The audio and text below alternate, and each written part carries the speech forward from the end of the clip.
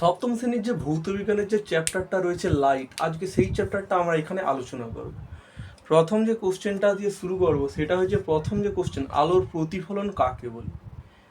কোনো একটা আলোক রশ্মি যদি বায়ু মাধ্যম থেকে, এটা বায়ু মাধ্যম, কোনো প্রতিফলক তল আমরা জল বা কাঁচ নিতে পারি, সেখানে যদি আপাতিত আলোক রশ্মি এসে পড়ে, তাহলে আলোর যে ধর্মের জন্য আবার ওই একই মাধ্যমে ফিরে আসে দিক পরিবর্তন করে, এই যে ঘটনা, এই ঘটনাটাকেই বলা হয় আলোর প্রতিফলন।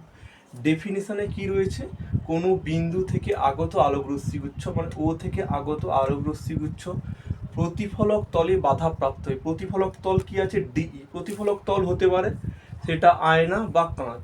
এই তলে বাধাপ্রাপ্ত হয়ে পুনরায় ওই মাধ্যমে ফিরে আসে, পুনরায় বায়ু মাধ্যম থেকে আসছে, আবার বাধাপ্রাপ্ত হয়ে আবার এবিটা কি ফিরে আসছে ওই একই মাধ্যমে। আলোর যে এই ধর্মটাকেই বলা হয় প্রতিফলন। প্রতিফলনের চিত্র এই যে ও এটা হবে আপাতিত রশ্মি, আর এ থেকে বির দিকে যেই রশ্মিটা যাচ্ছে সেটা হচ্ছে প্রতিফলিত রশ্মি। আর আমরা এই আপাতিত রশ্মি আর প্রতিফলিত রশ্মির মাঝখানে একটা লম্ব অঙ্কন করছি, যেটা হচ্ছে এই প্রতিফলক তলের সঙ্গে 90 ডিগ্রি কোণ করে। এই কোণটা আঁকলে তাহলে আপাতিত রশ্মি আর অভিলম্বের মধ্যে যে কোণটা হয় সেই কোণটার নাম হচ্ছে আপাতন কোণ।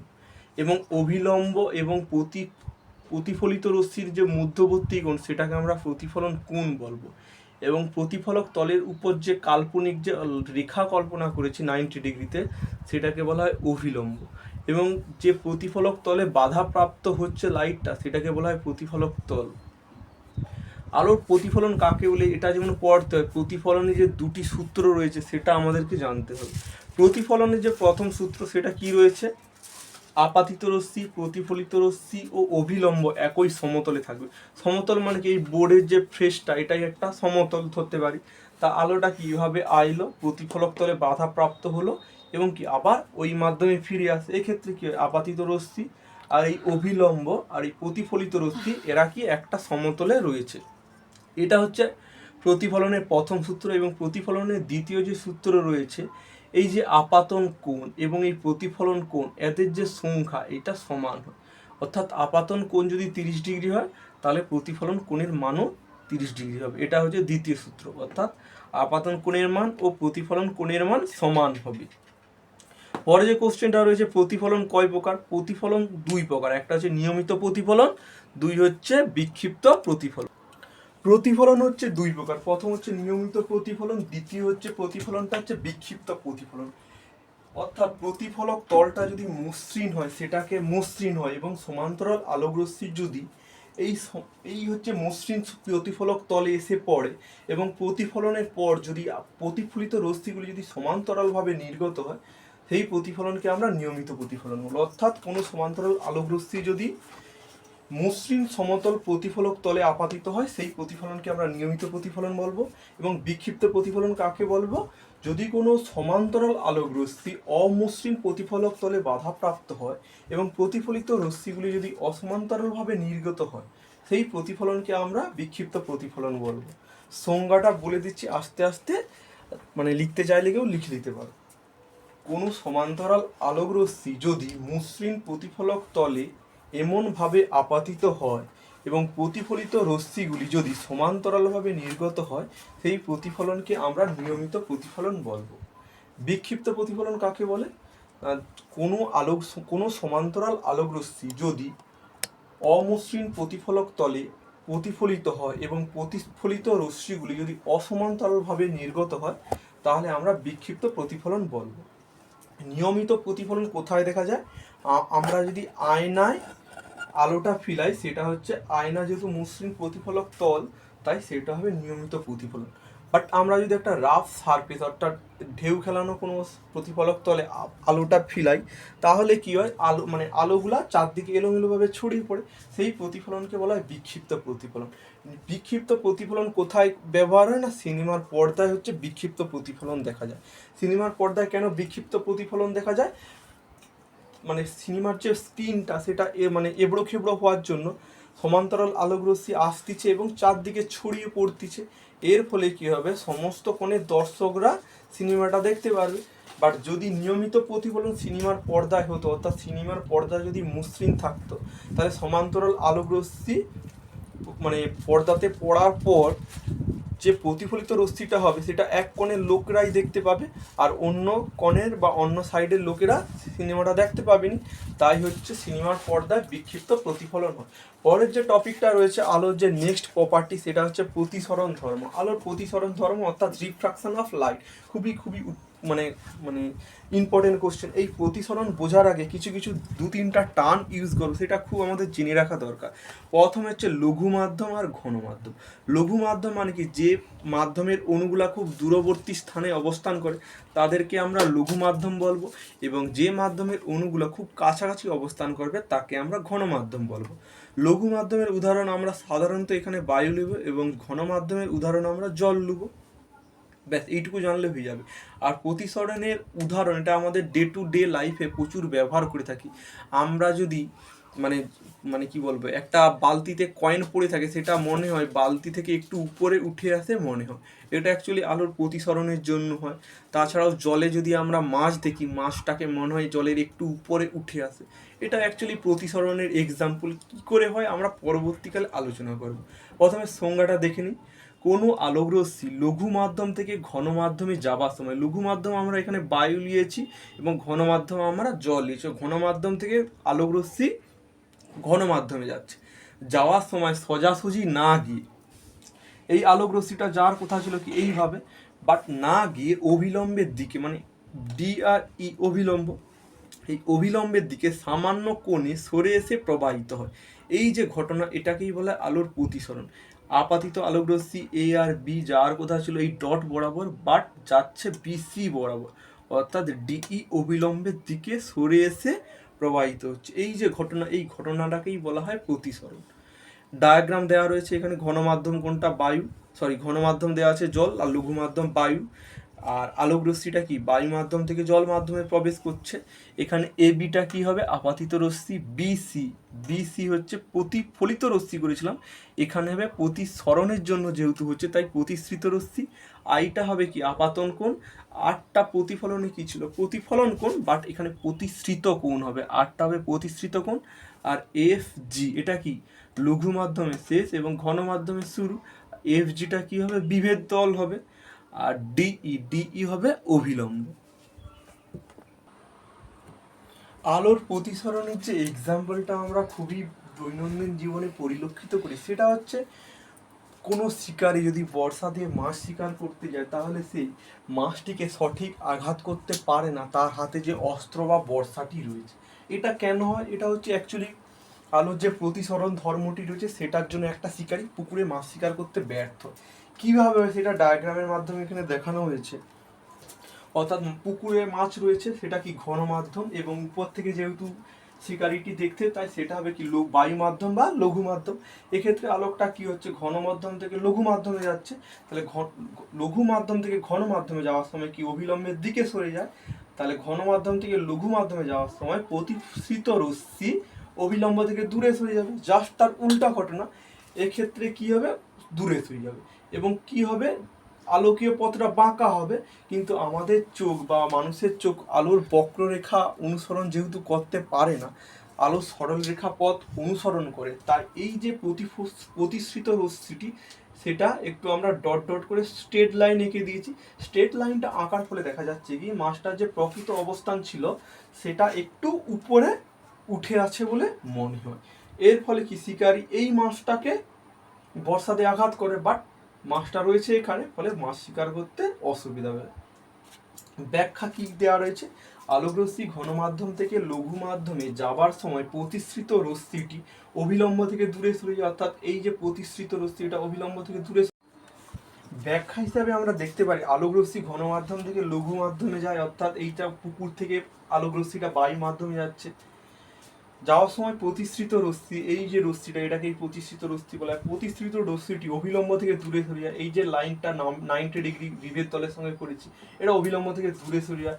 এক্ষেত্রে আলোকীয় গতিপথ কি বক্ররেখা হয়, অর্থাৎ এই যে আলোক রশ্মিটা এইভাবে বেঁকে যাচ্ছে, বাট মানুষের চোখ যেহেতু এই যে বক্ররেখা হয় এবং মানুষের চোখ যেহেতু আলোর বক্র পথ অনুসরণ করতে পারে না, তাই মাছটিকে তার প্রকৃত অবস্থান থেকে একটু উপরে উঠে আসে মনে, অর্থাৎ এটা কি সরল রেখা হয়ে গেল, উঠে আসে এবং এই প্রকৃত অবস্থান থেকে একটু উপরে আছে বলে মনে হয় এবং বর্ষা দিয়ে শিকার করতে ব্যর্থ হয় শিকারিটি।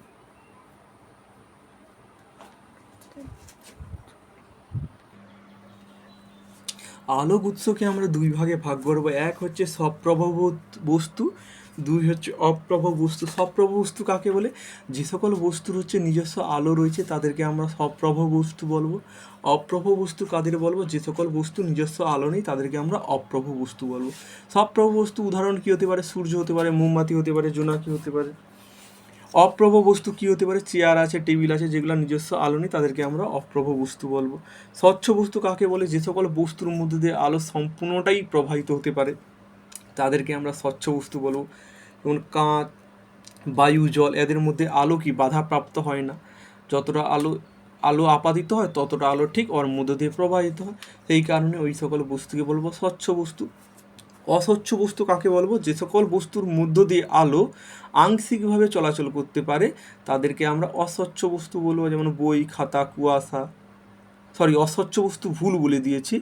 অস্বচ্ছ বস্তু মানে কি? যে সকল বস্তুর মধ্য দিয়ে আলো একেবারেই চলাচল করতে পারে না তাদেরকে অস্বচ্ছ বস্তু বলবো। যেমন বই, খাতা, কাঠ, এগুলো হচ্ছে অস্বচ্ছ বস্তু। বাট ঈষৎ স্বচ্ছ বস্তু কাকে বলে? যে সকল বস্তুর মধ্য দিয়ে আলো সামান্য বা আংশিকভাবে চলাচল করতে পারে তাদেরকে আমরা ঈষৎ স্বচ্ছ বস্তু বলবো। উদাহরণ হবে কি? ঘষা কাঁচ আর কুয়াশা হচ্ছে ঈষৎ স্বচ্ছ বস্তুর এক্সাম্পল। তারপরে যে কোশ্চেনটা রয়েছে আলোর বৈশিষ্ট্য। আলোর বৈশিষ্ট্য কি? আলো সবসময় সরলরেখা পথ বরাবর যাতায়াত করে, কখনোই বক্ররেখা পথ বরাবর অতিক্রম করে না। বাট শব্দ হচ্ছে সরলরেখা ও বক্ররেখা উভয় পথ দ্বারা যেতে পারে। আলোর বৈশিষ্ট্য এটা। এবং আমরা পরবর্তীতে এই যে খাতার উপর ছায়াটা পড়ছে, এটা আলোর কোন ধর্মের জন্য ছায়াটা পড়েছে? আলোর সরলরেখা ধর্ম আছে বলেই পর্দার উপর ছায়াটা তৈরি হয়েছে। আলোক রশ্মি কাকে বলে? আলো যে রেখা বরাবর চলাচল করে তাকে আলোক রশ্মি বলা হয়। এবং আলোক রশ্মি গুচ্ছ কাকে বলে? একসঙ্গে অনেক আলোক যে রশ্মি এটাকেই বলা হয় আলোক রশ্মি গুচ্ছ। তারপরে যে টপিকটা রয়েছে ছায়া কি আর প্রচ্ছায়া কি। ছায়া হচ্ছে একদম ডার্ক অংশ, মানে ছায়া হচ্ছে একদম ডার্ক অংশ, আর উপছায়া হচ্ছে ছায়াকে ঘিরে থাকা হালকা কালো বর্ণের অংশকে আমরা উপছায়া বলবো। বাট প্রচ্ছায়াটা কি? প্রচ্ছায়াটা রয়েছে আলোক উৎসের সামনে, মানে আলোক উৎসের সামনে কোনো বাধা বা অস্বচ্ছ বস্তু উপস্থিত থাকলে আলো বাধাপ্রাপ্ত হয় এবং অতিক্রম করতে না পারার জন্য পর্দাটির উপর ওই বস্তুর একটি কালো প্রতিকৃতি গঠিত হয়, এটাকেই বলা হয় প্রচ্ছায়া। তাহলে ছায়া বা প্রচ্ছায়া কি? অর্থাৎ কোনো আলোক উৎসের সামনে যদি আমরা কোনো অস্বচ্ছ মাধ্যম উপস্থিত হয় তাহলে আলো ওই বাধা অতিক্রম করতে পারে না, এর ফলে পর্দার উপর যে কালো অংশ সৃষ্টি হয় তাকে আমরা ছায়া বা প্রচ্ছায়া বলবো। এবং ছায়া ও প্রচ্ছায়াকে ঘিরে সবসময় একটা হালকা কালো বর্ণের যে অংশটা পাওয়া যায় সেটাকে আমরা কি বলবো? উপছায়া বলবো। উপছায়া কাকে বলে? প্রচ্ছায়াকে ঘিরে থাকা হালকা কালো বর্ণের অংশকে আমরা উপছায়া বলবো। এই যে হালকা শ্যাডো পার্টটা এটা হচ্ছে উপছায়া এবং ডার্ক অংশ এটা হচ্ছে ছায়া। আর এটা একটা স্কিন বা পর্দার উপরে এই ছায়া বা প্রচ্ছায়া জিনিসটা গঠিত হয়। পরবর্তীকালে যে কোশ্চেনটা আছে আলোক রশ্মিগুচ্ছ কয় প্রকার ও কী কী? আলোক রশ্মিগুচ্ছ সাধারণত 3 প্রকার। একটা হচ্ছে সমান্তরাল আলোক রশ্মিগুচ্ছ, 2 হচ্ছে অপসারী আলোক রশ্মিগুচ্ছ, 3 হচ্ছে অভিসারী আলোক রশ্মিগুচ্ছ। সমান্তরাল আলোক রশ্মিগুচ্ছ কীরকম? এখানে যদি টিউবলাইটের সোর্স ইউজ করি তাহলে আপাতিত মানে আলোক রশ্মিগুলো যে নির্গত হয় এটা সমান্তরালভাবে নির্গত হয়। সেকেন্ড যে রশ্মির গুচ্ছ আছে অপসারী আলোক রশ্মি, অর্থাৎ মোটর লাইটের যদি হেডলাইট এখানে থাকে তাহলে আলোগুলো কি চারদিকে এভাবেই ছড়িয়ে পড়ে, এটা কি অ্যাকচুয়ালি অপসারী আলোক রশ্মি গুচ্ছ। আবার অভিসারী আলোক রশ্মি গুচ্ছ কখন দেখা যায়? আমরা যদি কোনো একটা আতস কাঁচ ব্যবহার করি, আতস কাঁচকে আমরা কীভাবে ব্যবহার করব? এটা আতস কাঁচ এভাবে আছে, সূর্য রশ্মিগুলো কি এইরকম সমান্তরালভাবে আসছে, আসার পর কি একটা নির্দিষ্ট জায়গায় মিলিত হচ্ছে, এই যে রশ্মি এই রশ্মিটাকে বলা হয় অভিসারী রশ্মিগুচ্ছ। প্রতিবিম্ব আমরা এই ঘটনাটা সচরাচর দেখে থাকি, অর্থাৎ পুকুরের মধ্যে যে আমাদের ছবিটা গঠিত এটা একটা প্রতিবিম্ব। এছাড়া আমরা মরুভূমির মধ্যে যখন হাঁটতে থাকি তখন দূরে দেখে মনে হয় ওই বুঝি মরুভূমির মধ্যে জল আছে। এইগুলো অ্যাকচুয়ালি প্রতিবিম্ব, বা আয়নার মধ্যে যে আমাদের ছবিটা দেখতে পাই এটা হচ্ছে একটা প্রতিবিম্ব। বাট এখানে প্রতিবিম্বের এইগুলো তো গেল এক্সাম্পল, বাট প্রতিবিম্বর ডেফিনেশন কি আছে? প্রতিবিম্বর ডেফিনেশন বোঝার আগে আমরা দুটো ডায়াগ্রাম বুঝবো। এটা একটা সমতল দর্পণ, সমতল দর্পণে এখানে কোনো একটা বিন্দু আছে, বিন্দুটা কি এইভাবে তির্যকভাবে গেল এবং প্রতিফলিত হয়ে এলো, এবং এই যে সমান্তরাল আলোকরশ্মি দুটা যদি আয়না, এটা হচ্ছে আয়না, তো আয়নার পিছনে যদি পিছন দিকে বাড়ি দিই তাহলে মনে হয় কি এই ছবিটা এইখান থেকেই আসছে, এটা কি আয়না, এবং এটা একটা গেল প্রতিবিম্ব। আর একটার ক্ষেত্রে কি দেখতে পাই, এটা হচ্ছে উত্তর লেন্সে বাইরে কোনো একটা ছবিকে যদি আমরা একটা পর্দার উপর ফিলাই তাহলে এই যে ছবিটা পর্দার মধ্যে উল্টা ছবি গঠিত হবে। অর্থাৎ এখানে কি আলোর প্রতিফলন হচ্ছে, এবং এখানে কি আলো প্রথম বায়ু মাধ্যম থেকে কাচের মধ্যে যাচ্ছে, এখানে প্রতিসরণ হচ্ছে। এই দুটা ডায়াগ্রাম প্রতিবিম্বের ডেফিনেশন পড়তে গেলে এই দুটা ডায়াগ্রাম আমাদেরকে জানতেই হবে। কোশ্চেনটা মানে অ্যান্সারটা কি আছে, কোনো বিন্দু থেকে আগত আলোকরশ্মি গুচ্ছ প্রতিফলিত বা প্রতিফলিত হয় এখান থেকে বা এখান থেকে। এখানে কি প্রতিফলিত হয়, আর এখানে কি বায়ু মাধ্যম থেকে কাঁচে যাচ্ছে অর্থাৎ প্রতিফলিত হচ্ছে। অর্থাৎ কোনো বিন্দু থেকে আগত আলোকরশ্মি গুচ্ছ প্রতিফলিত বা প্রতিসৃত হয়ে যখন অন্য কোনো বিন্দুতে মিলিত হয়, অন্য কোনো বিন্দু থেকে এই ছবিটা থেকে এই দুটো আলোকরশ্মি একটা বিন্দুতে মিলিত হচ্ছে, বা অন্য কোনো বিন্দু থেকে আসছে বলে মনে হয়, কিন্তু এই আয়নার ক্ষেত্রে মনে হচ্ছে কি এই বিন্দু থেকে আসছে বলে মনে হয়। যদি এমন মনে হয় তখন এই যে দ্বিতীয় বিন্দু, এই বিন্দু দ্বিতীয় বিন্দু, এটা হচ্ছে এই ছবির দ্বিতীয় বিন্দু, এই দ্বিতীয় বিন্দুকে এই প্রথম বিন্দুর এটার হচ্ছে কি এই ছবিটার প্রথম বিন্দু এ, আর এই ছবিটার প্রথম বিন্দু এ, এই প্রথম বিন্দুর প্রতিবিম্ব বলা হয়। প্রতিবিম্ব হচ্ছে দুই প্রকার, সৎবিম্ব অসৎবিম্ব। যদি বলে সৎবিম্ব কাকে বলে, সৎবিম্বের সংজ্ঞা আর অসৎবিম্বের সংজ্ঞা, এবং অসৎবিম্বের বৈশিষ্ট্য এবং সৎবিম্বের বৈশিষ্ট্য, এবং সৎবিম্ব অসৎবিম্বের উদাহরণ, এটা আমাদেরকে জানতে হবে। বাট যখন আমরা প্রতিবিম্বের ডেফিনেশন লিখবো, এই প্রতিবিম্বের ডেফিনেশনের মধ্যেই হচ্ছে সৎবিম্ব কাকে বলে আর অসৎবিম্ব কাকে বলে এখানে অলরেডি দেওয়া রয়েছে। যদি সৎবিম্ব বলে তাহলে আমরা ডেফিনেশনটা কিভাবে লিখব, কোনো বিন্দু থেকে আগত আলোকরশ্মি গুচ্ছ প্রতিসৃত হয়ে, তখন আমরা প্রতিফলিত কাটবো, প্রতিসৃত হয়ে যখন অন্য কোনো বিন্দুতে মিলিত হয় তখন ওই দ্বিতীয় বিন্দুকে বলা হয় প্রথম বিন্দুর সৎ প্রতিবিম্ব। অসৎ প্রতিবিম্বর সংজ্ঞায় আমরা কি লিখব, কোনো বিন্দু থেকে আগত আলোকরশ্মি গুচ্ছ প্রতিফলিত হয় এবং দ্বিতীয় কোনো বিন্দু থেকে আসছে বলে মনে হয়। অর্থাৎ যখন কোনো আলোকরশ্মি গুচ্ছ প্রতিফলিত হয়ে এবং দ্বিতীয় কোনো বিন্দু থেকে প্রতিষ্ঠিত হচ্ছে বলে মনে হয়, এবং তবে ওই দ্বিতীয় বিন্দুটিকে প্রথম বিন্দুর বলা হয় অসৎবিম্ব। অসৎবিম্বের বৈশিষ্ট্য কি, অসৎবিম্বকে আমরা চোখে দেখতে পাই বাট আমরা পর্দায় ফিলাতে পারিনি, বাট সৎবিম্বকে আমরা চোখে দেখতে পাই প্লাস পর্দার উপর ফিলাতেই পাই। উদাহরণ কি, বা আয়নায় গঠিত যে প্রতিবিম্ব আমরা দেখতে পেলেও কি হবে, এটাকে আমরা পর্দায় ফেলাতে পারিনি, বা পুকুরের মধ্যে যে ছবিটা গঠিত হয় সেটাকে আমরা দেখতে পাই বাট পর্দায় ফেলাতে পারিনি। তাহলে আয়নায় গঠিত প্রতিবিম্ব ও জলের মধ্যে গঠিত প্রতিবিম্ব, এছাড়া মরুভূমির মরীচিকা, যেটা আমি বলেছি, মরুভূমির মধ্যে দিয়ে গরমকালে হাঁটতে থাকলে আমরা দেখতে পাবো যে দূরে কোথাও যেন মরুভূমির মধ্যে এক বিন্দু জল আছে বা জলীয় ভাণ্ডার রয়েছে, বাট সেটা আদপে কোনো একটা মানে কি বলে জলের উৎস নয়। এই ভুলটা আমরা করে থাকি। এটা হচ্ছে আলোর, এটাই এই ঘটনাই হচ্ছে আলোর মানে মরুভূমির মরীচিকা, বাট মরুভূমির মরীচিকা একটা অসৎ প্রতিবিম্বের উদাহরণ। আর সৎ প্রতিবিম্বের উদাহরণ কি হবে, সিনেমায় গঠিত মানে সিনেমায় গঠিত যে ছবিটা সেটা অ্যাকচুয়ালি সৎ প্রতিবিম্বের উদাহরণ। পরের যে আলোর টপিকটা রয়েছে সেটা হচ্ছে আলোর বিচ্ছুরণ। আলোর বিচ্ছুরণ কাকে বলে, সাদা আলো যদি কোনো প্রিজম বা কোনো জলীয় অংশ, জলীয় মানে কি একটা মেঘের মধ্য দিয়ে যায়, তাহলে ওই আলোটা সাতটা বর্ণে আলোর বিভক্ত হয়ে যায়। এই যে আলোর ঘটনা এটাকেই বলা হয় আলোর বিচ্ছুরণ। আলোর বিচ্ছুরণ অর্থাৎ এই যে রামধনু তৈরি হয়, রামধনুটা কেন তৈরি হয়, আলোর বিচ্ছুরণ ধর্মের জন্য রামধনুটা তৈরি হচ্ছে। তাহলে আলোর বিচ্ছুরণের ডেফিনেশন কি আছে, কোনো আলোকরশ্মি যদি প্রিজম বা জলীয় কণার মধ্য দিয়ে যায় তবে আপাতিত রশ্মিটি ভেঙে গিয়ে সাতটি বর্ণের আলো উৎপন্ন হয়। এই যে ঘটনা, এই ঘটনাকে আলোর বিচ্ছুরণ বলে। এটা একটা প্রিজমের স্ট্রাকচার, এখানে যৌগিক বর্ণের আলো, যৌগিক বর্ণের আলো কি সূর্যরশ্মি বা সাদা আলোকে আমরা যৌগিক বর্ণের আলো বলবো। প্রিজমের মধ্য দিয়ে গেলে সাতটি বর্ণের আলোতে বিভক্ত হয়ে যায়। মানে সবাই জানি বেনিয়া সহকলা, বেগুনি, নীল, আকাশি, সবুজ, হলুদ, কমলা এবং লাল। লাল বর্ণের কি আলোর তরঙ্গ দৈর্ঘ্য সবচেয়ে বেশি। তরঙ্গ দৈর্ঘ্য সবচেয়ে বেশি বলে আমরা সিগন্যাল পোস্টে সাধারণত লাল বর্ণের আলোটাই বেশি ব্যবহার করি। এছাড়াও সূর্যোদয় ও সূর্যাস্তের সময় আমরা সূর্যের লাল বর্ণের আলোর বেগটা বেশি থাকার জন্য আমরা সূর্যোদয় এবং সূর্যাস্তের সময় সূর্যকে লাল দেখি। অতএব লাল বর্ণের আলোর তরঙ্গ দৈর্ঘ্য সবচেয়ে বেশি। এই যে রামধনুটা সৃষ্টি হয়ে হচ্ছে আলোর বিচ্ছুরণ ধর্মের জন্য মেনলি রামধনুটা তৈরি হয়। আচ্ছা, কোশ্চেন তো এটা আসতে পারে, সাদা আলো কেন সাতটি বর্ণে আলোতে বিভক্ত হয়ে যায়?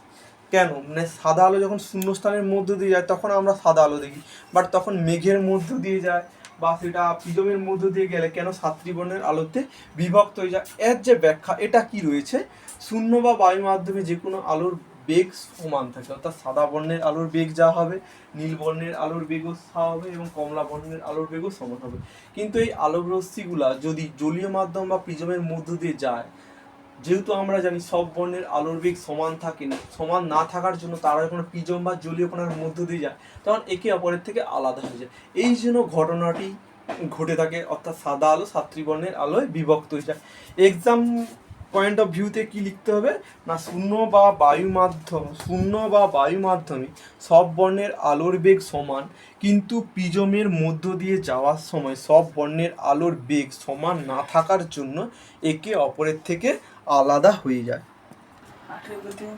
অদৃশ্য আলো, যে সকল আলো থাকলে তাদের আমরা খালি চোখে দেখতে পাই না তাদেরকে আমরা অদৃশ্য আলো বলবো। অদৃশ্য আলোর উদাহরণ কি হতে পারে? ইউভি রশ্মি বা অতিবেগুনি রশ্মি বা আলট্রাভায়োলেট রশ্মি, একই নাম। দ্বিতীয় যে রশ্মিটা আছে সেটা হচ্ছে এক্স রশ্মি। এক্স রশ্মি আমরা পরবর্তীকালে পড়বো এক্স রশ্মির ব্যবহার কি বা এর ক্ষতিকারক প্রভাব কি, বারবার বেশি ব্যবহার করলে এক্স রশ্মি আমাদের কি হার্মফুল এফেক্ট ফেলাতে পারে। সেরকম প্রথম যে অতিবেগুনি রশ্মি, এই অতিবেগুনি রশ্মির ক্ষতিকারক প্রভাব কি না, এই অতিবেগুনি রশ্মির ফলে আমাদের কি ত্বকের ক্যান্সার হতে পারে এবং আমাদের যে স্ট্র্যাটোস্ফিয়ার স্তরে যে ওজোন স্তরটা রয়েছে সেই ওজোন স্তর ধ্বংসপ্রাপ্ত হতে পারে।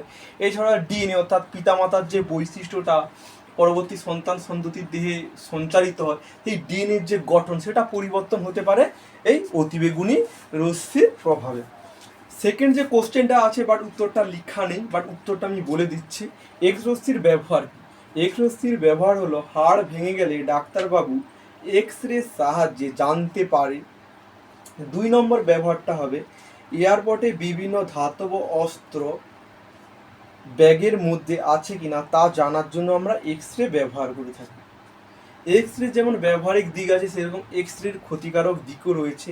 উত্তর বলতেছি 1 নম্বর পয়েন্ট, এক্স রের বেশি ব্যবহার করলে মানবদেহের যে জীবন্ত কোষ রয়েছে সেই জীবন্ত কোষগুলো ধ্বংস হতে পারে।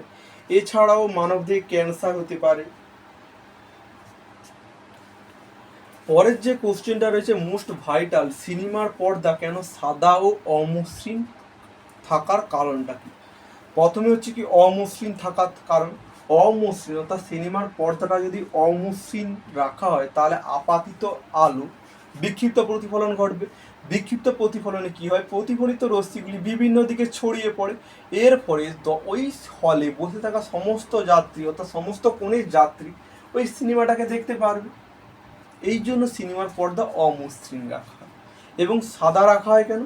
আমরা জানি সাদা বর্ণের আলো কোনো বর্ণের আলোকে শোষণ করতে পারে না, সব বর্ণের আলোকে প্রতিফলিত করতে পারে, সেই জন্য সিনেমার পর্দাটা সাদা রাখা হয়। বাট যদি আমরা সিনেমার পর্দাটা লাল করতি তাহলে লাল বর্ণ কি করে, লাল বর্ণটাকেই কেবলমাত্র প্রতিফলিত করতে পারবে, বাট অন্যান্য বর্ণ যেগুলি আছে সেগুলা কি করবে, শোষণ করে নেবে। এই ঘটনা হওয়ার জন্য আমরা অন্যান্য বর্ণের পর্দা না ব্যবহার করে আমরা কেবলমাত্র সাদা বর্ণের পর্দা ইউজ করব। এই কোশ্চেনটা দিয়েই আপাতত এই চ্যাপ্টারটা আমরা শেষ করছি।